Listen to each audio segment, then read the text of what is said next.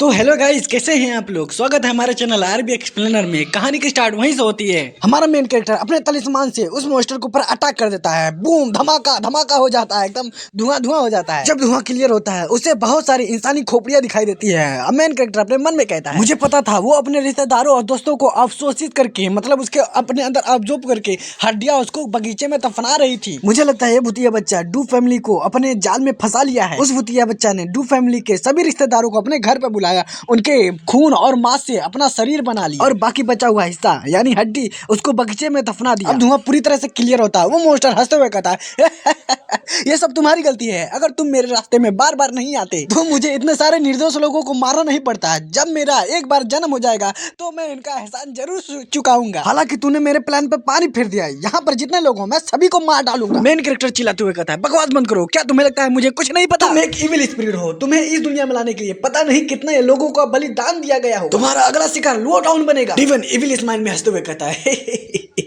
जब तुम मेरे बारे में इतना जानते ही हो तो सबसे पहले तुम दोनों ही से बलिदान शुरू करूंगा। मेन कैरेक्टर कहता है, मेरे रहते हुए तुम कुछ भी नहीं कर सकते। इतना करने के बाद एक जादुई तलिस्मान का तलवार बना लेता है। फिर पता नहीं कौन सा मंत्र बोलता है जो कि एक तलवार 3-4 तलवार में बदल जाता है और तुरंत अटैक कर देता है उस मॉन्स्टर के ऊपर। वो मॉन्स्टर बच के भागने की कोशिश करता है लेकिन वो तलवार सीधे उसकी छाती के आर पार चल जाता है, कट जाता है। मॉन्स्टर घबरा जाता है, उसकी हालत खराब हो चुकी है, उसके माथे से पसीना चूने लगता है। वो अपने मन में कहता है, ये बच्चा तो बड़ा खतरनाक है, इसने मुझे चोट पहुंचा दिया। हमारा मेन कैरेक्टर वही कहीं एक दीवार के पास छुपा होता है। किंजी भी, अरे किंजी या नहीं, वे भी उसके साथ होती है, चिपकी होती है। मेन कैरेक्टर अपने मन में कहता है, धिक्कार है, सिर्फ एक ही अटैक किया, सिर्फ एक ही अटैक किया, मेरा कितना सारा प्रीमोडियल क्यूआई एनर्जी खत्म हो गया। तभी अचानक से दरवाजे के नीचे से मॉन्स्टर के हाथ निकल आते हैं हमारे मेन कैरेक्टर को पकड़ने के लिए। लेकिन हमारा मेन कैरेक्टर को पता चल जाता है, वो अपना टेलीपोर्ट टलिस्मान निकलता है और टेलीपोर्ट हो जाता है। इविल स्पिरिट कहता है, टेलीपोर्ट टेलीपोर्ट टेलीपोर्ट। बहुत सही शरारती बच्चे, तुम जितना हल्दी अपना एनर्जी खत्म करोगे उतना ही हल्दी मेरे चंगुल में आ जाओगे। हम देखते हैं हमारा मेन कैरेक्टर और वे दोनों लोग टेलीपोर्ट होकर घर के बगीचे में आ जाते हैं। मेन कैरेक्टर अपने मन में कहता है, धिक्कार है, मैं इस घर से बाहर नहीं निकल सकता। वे रोते हुए कहती है, ब्रदर यहां क्या आप कोई मैजिक का स्पेल जानते हैं या आप कोई इमोर्टल है? मेन कैरेक्टर कहता है, मैं कोई इमोर्टल नहीं हूं बल्कि मैं एक कल्टीवेटर हूं, सावधान रहो, वो इविल स्पिरिट आ रहा है। भाई तो सुनते ही वे हमारे मेन कैरेक्टर के पीछे आ जाती है। इविल स्पिरिट कहता है, मैं तुम में से किसी को भी यहाँ से भागने नहीं दूंगा। उस लड़की को खाने के बाद मैं एक डार्क इविल गोला बनाऊंगा। और कल्टीवेटर तू, तेरा तो नसीब ही खराब है, मैं तेरे शरीर के टुकड़े टुकड़े करके बड़े चाव से खाऊंगा। मजा आने वाला है। मेन कैरेक्टर एक इविल स्माइल देते हुए कहता है, तू मुझे खाएगा, हंसाओ मत मुझे। तुझे क्या सच में लगता है तू मुझे मार सकता है? मैं तुझे दिखाऊंगा मरने के बाद कैसा लगता है। तलिस्मान एक्टिवेट। इतना कहते ही वहां पर एक येलो कलर का बहुत बड़ा सा ड्रैगन का स्पिरिट आ जाता है। वो इविल स्पिरिट चौंक जाता है, उसका फट जाती है, उसके माथे से पसीना चूने लगता है। वो कहता है, ये असंभव है, ये नहीं हो सकता, ये कौन सा मॉन्स्टर है यार, इतना खतरनाक राक्षस कहां से आ गया? मेन कैरेक्टर चिल्लाते हुए कहता है, ड्रैगन जाओ और उस इविल स्पिरिट को खा जाओ, मार डालो, खत्म कर दो। भाई इतना सुनते ही वो ड्रैगन फुल स्पीड में जाता है और उस मॉन्स्टर को अपने मुंह में पकड़ के सीधे आसमान में जाने लगता है। वो मॉन्स्टर जाते जाते कहता है, बच्चे तूने भले ही मुझको हरा दिया लेकिन ये मेरा असली बॉडी नहीं है। तुम मुझे कभी भी नहीं हरा पाओगे, मैं फिर आऊंगा। उसके इतना कहते ही वो ड्रैगन सीधे ऊपर जाता है और ऊपर जाकर ब्लास्ट बम फोड़ देता है, खत्म कर देता है, मार देता है उसको। वहां पर इतनी खतरनाक रोशनी निकलती है जैसे कि दिवाली का पटाखा फूट रहा है। गांव के कुछ लोग इस धमाके को देख लेते हैं। एक लोग अपने मन में कहता है, ओ माय गॉड, ये तो भगवान का चमत्कार है। दूसरी बंदी कहते हैं, क्या वहां पर कोई मूवी की शूटिंग हो रही है क्या? एक बंदा कहता है, देखकर ऐसा लग रहा है कि भूतिया मूवी बन रही है, मुझे जरूर देखना चाहिए। वे खुशी से नाचते हुए कहती है, ब्रदर यंग आप तो कमाल के हैं, आपने उस घोस्ट को हरा दिया, हम जीत गए। ये वही हमारा मेन कैरेक्टर की हालत एकदम खराब हो चुकी है, एकदम कुपोषित हो चुका है, एकदम थक चुका है। वो अपने मन में कहता है, मेरे इस अटैक में मेरा सारा प्रीमोडियल क्यूआई एनर्जी खत्म हो चुका है, मैं पूरी तरह से थक चुका हूँ, अब मैं गिरने वाला हूं। लेकिन हमारा मेन कैरेक्टर के गिरने से पहले वे आकर उसे पकड़ लेती है और कहती है, ब्रदर यंग आपको क्या हुआ, आपको क्या हुआ? सीन शिफ्ट होता है, हमें किसी होटल का सीन दिखाया जाता है जहां पर वे हमारे मेन कैरेक्टर को अपने कंधे पे उठा के लेके जा रही है होटल के अंदर। मजा आने वाला है। वे कहती है, हे सुनो, मुझे यहाँ पर एक कमरा चाहिए, वो भी एकदम शानदार वाला, सबसे अमीर वाला कमरा चाहिए, मस्त एकदम कंटा। वो बुड्ढा भी कहता है, जी मैडम जी, आपको सबसे बढ़िया रूम देंगे, आज रात को एंजॉय कीजिएगा, ये लीजिए कमरे की चाबी, रूम नंबर 69। ये तुम लोग समझ गए कुछ? हम देखते हैं वे हमारे मेन कैरेक्टर को लेकर कमरे के पास पहुंच चुके हैं। वो उसे सुलाने की कोशिश करते हैं लेकिन उसके साथ वो भी उसके ऊपर गिर जाती है, मेन कैरेक्टर के ऊपर। वो शर्माने लगती है और एक स्माइल मारते हुए कहती है, तुम्हारा धन्यवाद यंग इरफान, तुमने मेरी बहुत मदद की आज, इसके लिए मैं तुम्हें इनाम देना चाहती हूँ। इतना करने के बाद चुम्मा लेने जाती है हमारे मेन कैरेक्टर का, लेकिन हमारे मेन कैरेक्टर के अंदर से एक एक झटका रिलीज होता है, उसको लगता है हो जाता है उसका सर दीवार में टकरा जाता है, वो बेहोश हो जाती है। अब हमें बताया जाता है कि हमारे मेन कैरेक्टर के अंदर से ये झटका क्यों रिलीज हुआ, क्योंकि उसका हो चुका है ब्रेक थ्रू, वो क्यूआई गैदरिंग के 8वें लेवल पर पहुंच चुका है। सीन शिफ्ट होता है, हमें अगले सुबह का सीन दिखाया जाता है जहां पर हमारे मेन कैरेक्टर की आंख खुलती है। वो कहता है ये कौन सी जगह है, मैं कहाँ हूँ। जब उसकी नजर बगल में जाती है तब बगल में वेई वेई सो रही होती है। वो अपने मन में सोचता है ये क्या हो रहा है, वेई ऐसा क्यों कर रही है, कल रात को क्या हुआ, मैंने क्या किया, उसने क्या किया मेरे साथ। तभी अचानक से कमरे के बाहर अपनी पुलिस वाली आ जाती है, दरवाजा खटखटाते हुए कहती है हे दरवाजा खोलो, मैं पुलिस से हूँ, मतलब पुलिस वाली हूँ। मेन कैरेक्टर चौंक जाता है, घबरा जाता है, उसके हाथे से माथे से पसीना चूने लगता है। वो कहता है अब मैं क्या करूँ, अब मैं क्या करूँ, अगर पुलिस वाले ने मुझे पकड़ लिया और पूछ लिया इस लड़की के साथ तुम्हारा क्या रिश्ता है तो मैं क्या कहूँगा। अरे मम्मी रे कहाँ जाऊँ कहाँ जाऊँ कहाँ जाऊँ। लेकिन जैसे तैसे करते हुए दरवाजा को खोल देता है और कहता है क्या हुआ मैडम जी, मैं तो बहुत अच्छा बंदा हूँ, मैं कभी गलत काम कर ही नहीं सकता, आपकी कसम खाता हूँ मैं गलत काम कभी नहीं करता। अपनी पुलिस वाली चौंक जाती है और वो कहती है अरे यंग इरफान तुम यहाँ पर क्या कर रहे हो। मेन कैरेक्टर इरिटेट होते हुए कहता है अरे तुम क्या चीज हो, तुम भूत हो कि कोई साया, जहाँ भी जाता हो तुम वहाँ पर टपक जाती हो टपक। वो भी चिल्लाते हुए कहती है साले अपना बकवास बंद कर, कल रात को लुओ टाउन में बहुत खतरनाक युद्ध हुआ था, इसलिए हम यहाँ पर जांच करने आए। इस जगह से बहुत भारी मात्रा में प्रिमोडियल क्यूआई एनर्जी बाहर निकल रही थी, कहीं इसके पीछे तेरा तो हाथ नहीं है। मेन कैरेक्टर कहता है बेशक मेरा इससे कोई भी लेना देना नहीं है, मैंने तो तुमको बताया था मैं अपने पेशेंट से मिलने जा रहा हूँ, मैं अपने पेशेंट से मिलने आया हूँ। पुलिस वाली कहती है मुझे तेरे बात पर भरोसा नहीं है, मुझे खुद चेक करना पड़ेगा, चल हट मेरे रास्ते से। इतना कहने के बाद धक्का मार देती है। जब वो सामने दिखती है उसको एक लड़की दिखती है जो मन ही मन में बड़बड़ा रही होती है यंग इरफान मजा आ गया, तुम तो बहुत कमाल का हो, कल रात को जो हुआ मजा आ गया, ऐसा मजा मैं सबको देना चाहती हूँ। वाह भाई, अपनी पुलिस वाली को गलतफहमी हो जाती है, हमारे मेन कैरेक्टर का हाथ बांध के वहां से लेके जाने लगती है, कहती है साले तू ठरकी तू हरामी लवंडा, अब तुझको जेल में लेके जाऊंगा। हमारा मेन कैरेक्टर घबरा जाता है, फट जाती है उसको। वो भी कहता है अरे मैडम जी सुनिए मेरी बात, अरे मैडम जी मैं निर्दोष हूँ, मैंने कुछ भी नहीं किया। वो भी कहती है हर वो क्रिमिनल जो क्राइम करता है बाद में कहता है मैंने कुछ नहीं किया है, मैं निर्दोष हूँ, मुझे छोड़ दीजिए। इसका मतलब क्या, मैंने जो देखा वो गलत है, वो सब झूठ है, तूने जो पाप किया है उसकी सजा कम से कम 3 या 4 साल की जेल होगी, लेकिन अधिक से अधिक तेरी मौत की सजा सुनाई जाएगी। चलो चलो जल्दी चलो, तुमको जेल लेके जाना है, चलो बाहर क्यों नहीं आ रहे हो तुम, आओ बाहर चलो मेरे साथ। वहीं पर हमारे मेन कैरेक्टर की एल लग चुकी है, एकदम उसकी वाट लग चुकी है, उसका हालत खराब हो चुका है। वो कहता है अरे मैडम जी मेरी बात सुनिए, 1 सेकंड रुकिए, मैंने कुछ नहीं किया है, अरे सुन लीजिए मेरी बात। भाई वो हमारे मेन कैरेक्टर की एक भी बात नहीं सुनती, उसको घसीट के लेके जाने लगती है। तभी अचानक से 2 पुलिस वाले आते हैं उसके सामने और कहते हैं मैडम जी सल्यूट सल्यूट सल्यूट। और वो कहते हैं मैडम जी हमने जब जांच किया तो हमें पता चला कि कुल 54 लोगों की मौत हो चुकी है, और इस कांड के पीछे जो है हमने उस फैमिली के बारे में पता लगा लिया है, वो सभी लोग यहाँ से भाग गए हैं। जब हमने पता किया तो वो अपने मदर इन लोग के घर जा रहे हैं। उनके मदर इन लोग का घर जियांगजंग सिटी जिंगसू डिस्ट्रिक्ट में चांगचुंग रोड के बगल में है। हमारा मेन कैरेक्टर देखता है वो लोग बात करने में बिजी है, इसी मौके का फायदा उठाकर वो हथकड़ी को खोल देता है और वहां से भागने लगता है, और भागते भागते कहता है मिस नालन आपकी जांच के लिए शुभकामनाएं, मैं घर जा रहा हूँ, मुझे घर वापस जाना पड़ेगा, इसलिए टाटा मैं तो चला। इतना कहने के बाद वहां से भाग जाता है। वहीं पर नालन अपने मन में सोचती है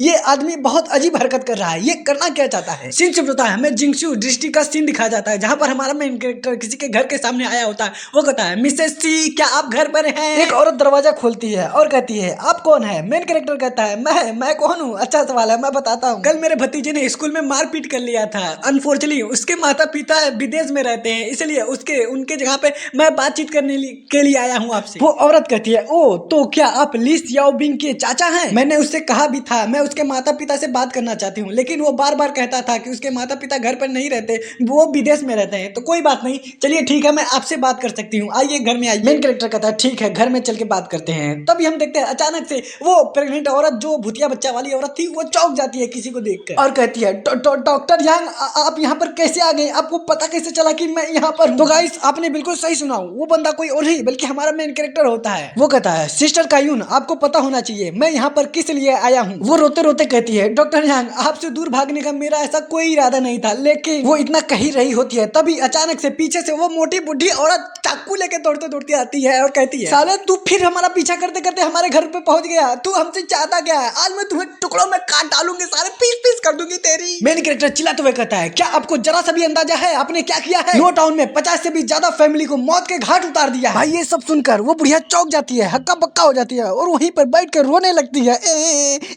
वो मोटी कहती है मेरे भतीजे की शादी अभी अभी हुई है और भतीजे की अभी तक नहीं हुई हुई है, ऐसे कैसे हो सकता है। और उसका बेटा रोते हुए कहता है मेरे चाचा मेरे चाची सभी लोग चले गए, ये सब मेरी गलती है। कायून रोते हुए कहती है मॉम जिलिंग ये सब गलती मेरी है, इसमें सारा दोष मेरा है, ये सब मेरी वजह से हुआ है। तो गाइस मैं आप सभी को बता देता हूँ ये लोग रो क्यों रहे हैं, क्योंकि ये लोग अपने ही रिश्तेदार को मार कर उस मोस्टर को खिला देते थे। कायून रोते हुए कहती है बहुत हो गया, मैंने फैसला कर लिया है, अब मैं अपना अबॉर्शन करवाऊंगी और उसके बाद अपने आप को पुलिस के हवाले कर दूंगी। सीन सिर्फ होता है मैं स्टार ओशन हॉस्पिटल का सीन दिखाया जाता है, जहाँ पर वो लड़की मतलब कायून हॉस्पिटल पे आ चुकी है अपना ऑपरेशन करवाने के लिए। वहीं पर उसका हस्बैंड कहता है हनी मैं तुम्हारा बाहर इंतजार कर रहा हूं। इतना कहने के बाद वो वहां से चला जाता है। फिर वहां पर हमारा मेन कैरेक्टर आता है और उससे कहता है तुम्हारे और उस भूतिया बच्चे में बहुत गहरा रिश्ता बन चुका है, सबसे पहले उस रिश्ता को तोड़ना पड़ेगा। वो भी कहती है ठीक है। इतना कहते ही हमारा मेन कैरेक्टर एक नीडल लेता है और उसके पेट में चुभा देता है और उससे कहता है बहुत हो गया भूतिया बच्चे, अपना असली रूप दिखा। भाई उसकी टेक्निक काम भी करता है और वो भूतिया बच्चा उस औरत के शरीर पर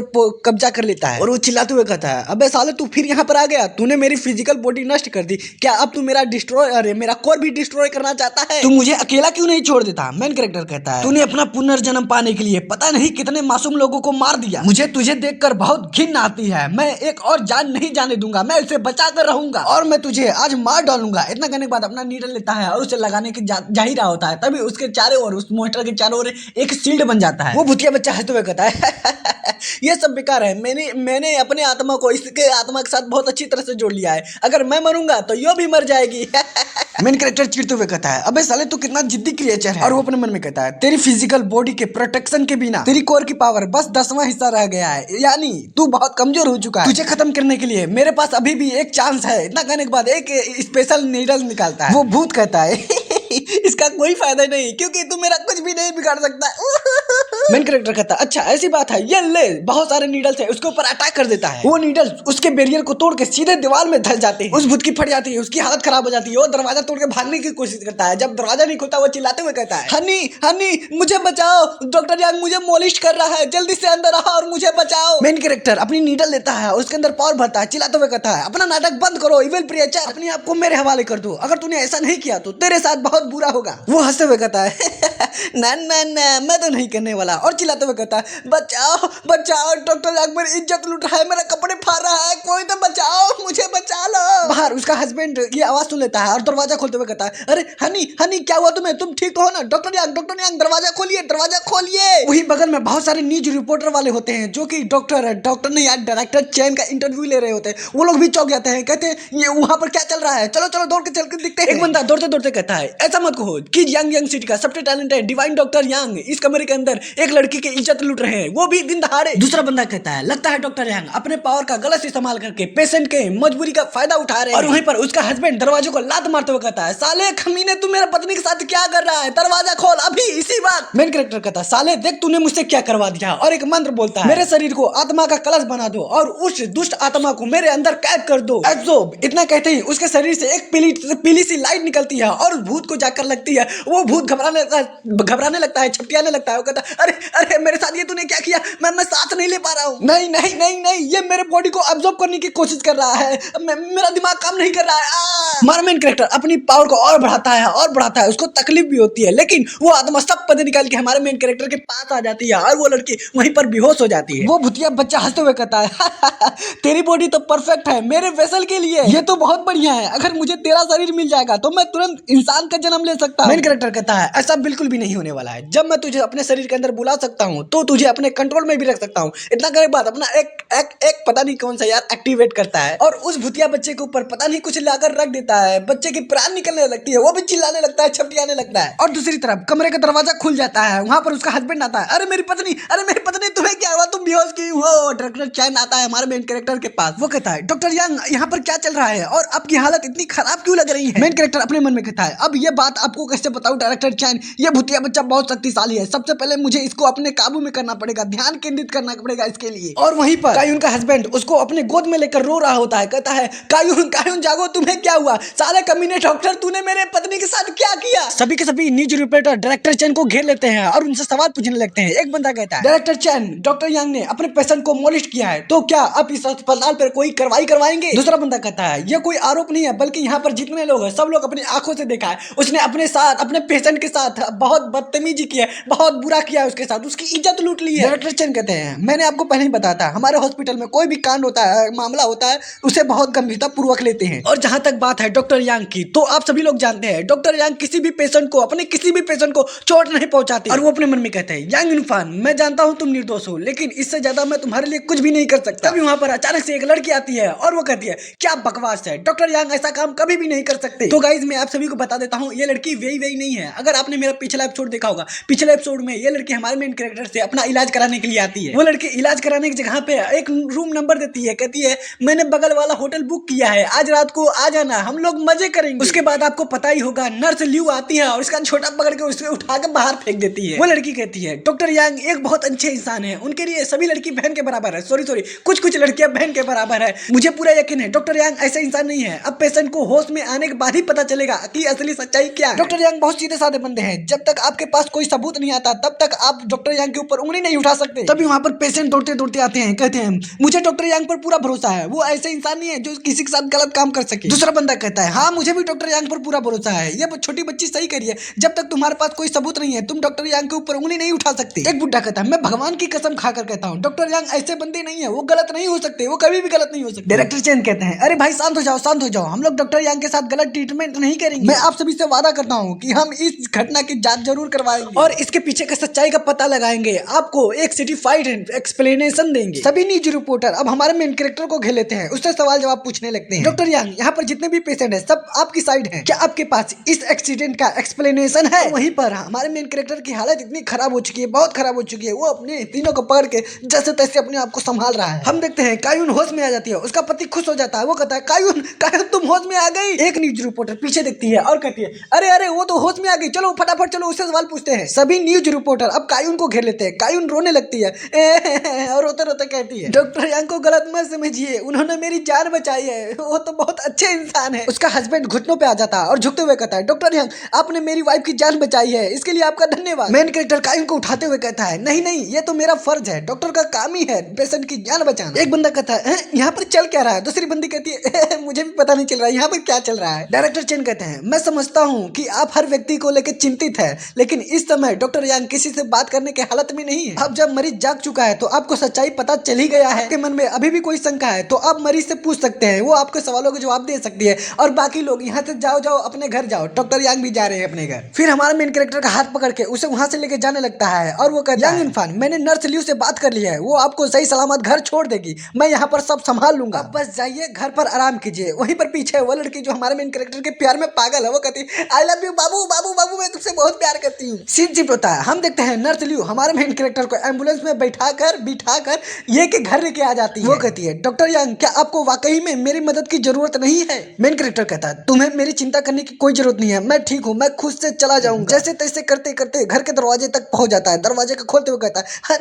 हनी मेरे पास आओ, मुझे तुम्हारी मदद चाहिए। चौंकते हुए किंग जी कहती है यांग इरफान तुम्हें ये क्या हुआ और तुम्हारी हालत ऐसे कैसे हो गई? मेन कैरेक्टर कहता है मेरी बात सुनो, मुझे एक एक्यूपंक्चर करवाना है। वो भी कहती है क्या एक्यूपंक्चर, मैंने तो इससे पहले कभी भी नहीं किया है। मेन कैरेक्टर कहता है चिंता मत करो, मैंने एक एक्यूपंक्चर पॉइंट चार्ट बनाया है, तुम्हें बस इतना करना है, इस चार्ट पर मैंने जहाँ जहाँ एक्यूपंक्चर पर निशान लगाया है तुम्हें बस वहाँ नीडल घुसाना है, लगाना है मेरे ऊपर। मैं इस चार्ट के बारे में किसी को भी नहीं बता सकता और मेरा हाथ मेरे पीठ तक नहीं जा सकता, सिर्फ तुम ही हो जो कि मेरा इलाज कर सकती हो। फिर हम देखते हैं हमारा मेन कैरेक्टर अपना इलाज करवाने के लिए ऊपर के कपड़े उतार कर पेट के बगल सो जाता है। किंग जी कहती है मुझे ज्यादा कुछ नहीं करना है, बस ये नीडल तो लगाना है ना? वो भी कहता है हाँ मेरी माँ बस नीडल लगाना है, अब जल्दी कर लगाओ मुझको नीडल। किंग जी कहती है ठीक है लगाती हूँ। इस चार्ट के अनुसार सबसे पहला नीडल्स ये यहाँ पर लगाना है, लगाने के बाद कुछ देती है। मेन कैरेक्टर चिल्लाते हुए कहता है अरे मेरी माँ, अरे गलत जगह पे सुई मत लगा, अरे दर्द हो रहा है अरे मारी। फिर हमें कुछ समय बाद का सीन दिखाया जाता है जहाँ पर हमारा मेन कैरेक्टर का इलाज पूरी तरह से हो चुका है। वो कहता है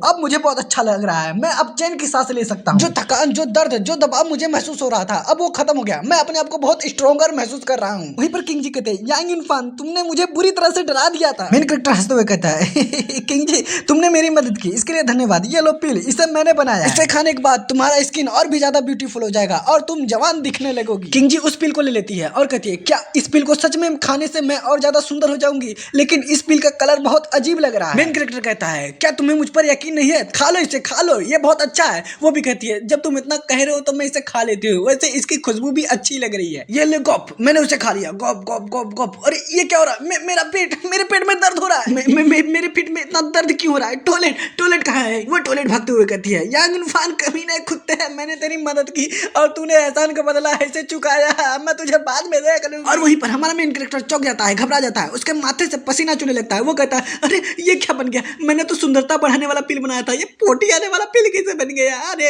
अब वो मुझे नहीं छोड़ेगी। सीन शिफ्ट होता है, हमें 10 मिनट बाद का सीन दिखाया जाता है जहाँ पर किंग जी हमारे मेन कैरेक्टर का कान पकड़कर उमेट रही होती है। वो कहती है ये सब क्या बकवास है यांग इरफान। वो भी कहता है अरे माफ कर दो मुझे, अब ऐसी गलती नहीं होगी, अब जब भी मैं कोई पिल बनाऊंगा सबसे पहले उसका एक्सपेरिमेंट करूंगा, फिर तुम्हें दूंगा लाने के लिए, खाने के लिए। किंग जी हमारे मेन कैरेक्टर के पास आती है और हल्की आवाज में उसके कान में कहती है तुम किस बारे में बात कर रहे हो, तुम्हारा तो धन्यवाद करना चाहिए मुझे क्योंकि मैं और ज्यादा सुंदर हो गई। ये देखो मेरे सारे दाग धब्बे गायब हो गए और मेरा स्किन बहुत ग्लो कर रहा है। ये तो बहुत शानदार पिल है, मुझे पूरा यकीन है अगर इसे हमने बहुत सारा बनाया, बहुत सारा पिल बनाया, इसे मार्केट में जैसे लॉन्च करेंगे धड़ाधड़ सेल होगा। मैं अभी सिस्टर रुओ को फोन लगाती हूँ और उससे कहकर ऑफिशियल डॉक्यूमेंट तैयार करवाती हूँ, वो तुमसे कल इसके बारे में डिस्कस करेगी। पर हमारा मेन कैरेक्टर अपने कान को पकड़ के अपने मन में कहता है ये सारे पिल को बनाने के लिए क्यूआई स्पिरिचुअल एनर्जी की आवश्यकता होती है, इतना सारा पिल एक साथ नहीं बन सकता। सीन शिफ्ट होता है, हमें कल सुबह का सीन दिखाया जाता है जहाँ पर रुओ हमारे मेन कैरेक्टर से कहती है मेन कैरेक्टर वो रेसिपी मुझे दे दो। सोचो बहुत सारी लड़कियां तुम्हारा पीछा करते करते तुम्हारे घर तक जाएंगी, आएंगी तुमसे मिलने के लिए। वो लोग कहेंगे हेलो हैंडसम, तुम तो बहुत हैंडसम हो,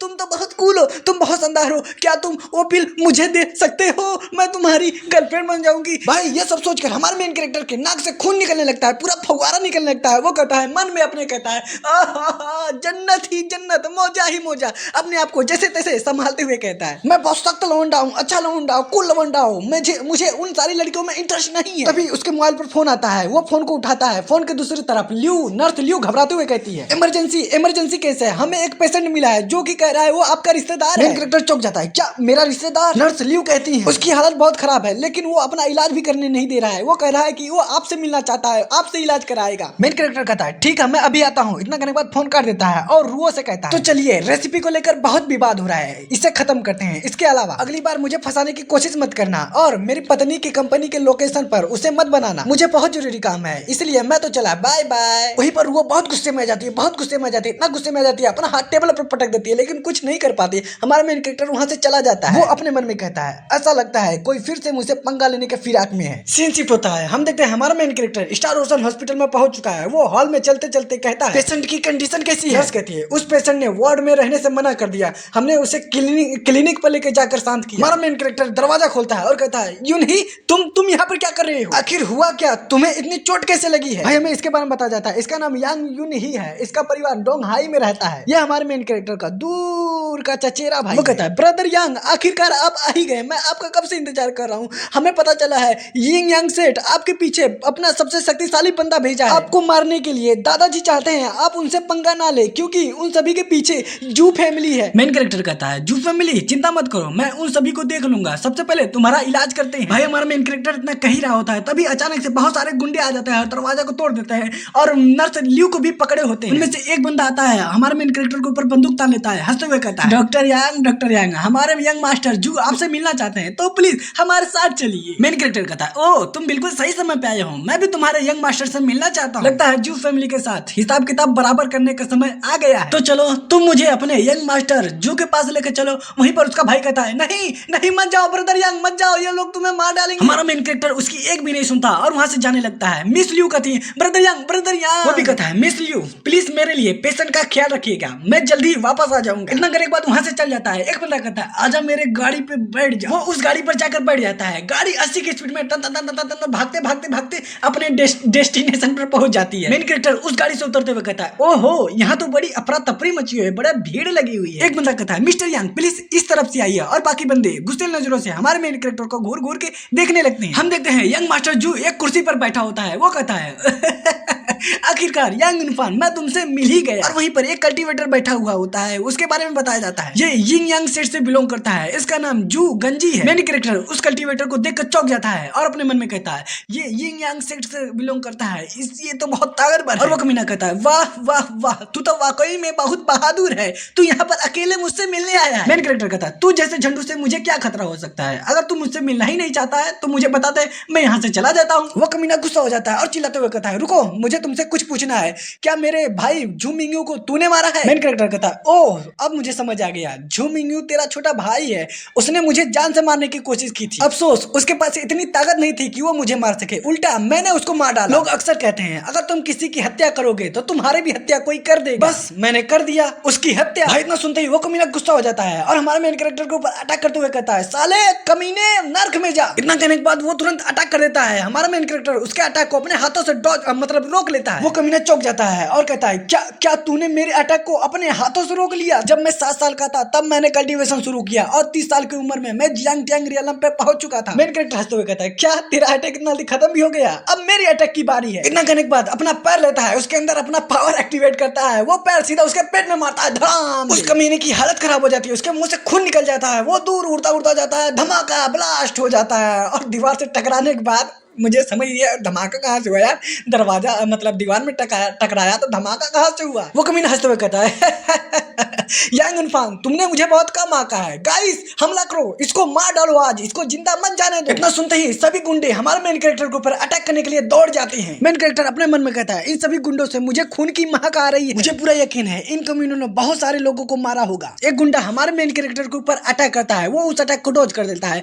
दूसरा बंदा हमारे मेन कैरेक्टर के ऊपर अटैक करता है, उस अटैक को भी वो डॉज कर देता है। तीसरा बंदा हमारे मेन कैरेक्टर के सीधे पीछे आ जाता है, पीछे से अटैक करता है एक मुक्के से और मार देता है धड़ाम। माहौल एकदम धुआं धुआं हो जाता है। जब धुआं क्लियर होता है वो गुंडा कहता है अरे वो कहाँ चला गया, कहाँ गायब हो गया, मुझे लोग नहीं रहा है। तभी हमारा मेन कैरेक्टर पीछे से आता है और अपना अटैक कर देता है, वो नीडल सीधे जाता है उन सभी गुंडों को लगता है और वहीं पर सबकी खेल खत्म, कहानी खत्म। सभी लोग ढेर हो चुके हैं यानी मर चुके हैं, जमीन पर पड़े होते हैं। हमारा main character cool style, cool नहीं यार एकदम कूल स्टाइल में खड़ा होता है। वो कहता है क्या बस इतने ही बंदे, इतने बंदे झू मिंगयू इतना बंदे से, इतने कम बंदे से तुम मुझे मारने आए थे? ये छोटे मोटे कल्टीवेटर मुझे मारेंगे, ये लोग तो कुछ नहीं, इनके बाप भी आ जाएंगे तब भी मुझे नहीं हरा पाएंगे। वो बुढ़ा गुस्से में चिल्लाते हुए कहता है तू बहुत पावरफुल है इसलिए तूने मेरे डिसाइपल को मार दिया, इसमें कोई आश्चर्य की बात नहीं है। मेन कैरेक्टर अपने मन में कहता है सिट ये क्यूआई गैदरिंग के 9वें लेवल पर है और मैं 8वें लेवल पर हूँ। वो बुढ़ा कहता है यांग इनफान आज तेरा आखिरी दिन होने वाला है, आज मैं तुझे मार डालूंगा यहीं पर। इतना कहने के बाद अपनी पावर को एक्टिवेट करता है। बुढ़े की क्यूआई एनर्जी एक टाइगर को रूप ले लेती है और हमारा मेन कैरेक्टर भी अपने पावर को एक्टिवेट करता है। मेन कैरेक्टर की क्यूआई एनर्जी